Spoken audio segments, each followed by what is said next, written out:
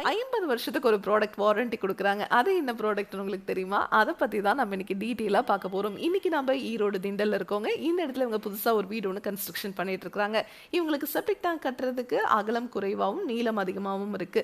இந்த இடத்துல கண்டிப்பா செப்டிக் டேங்க் கட்ட முடியாது.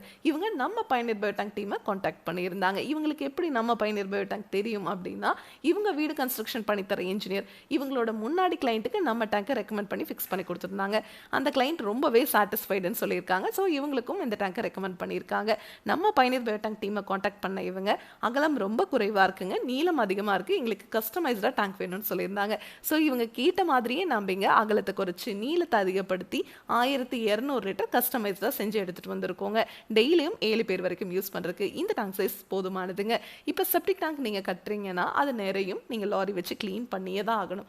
ஆனால் நம்ம பயனர் பயோடேங்க் உங்களுக்கு என்றைக்குமே நிறையாது.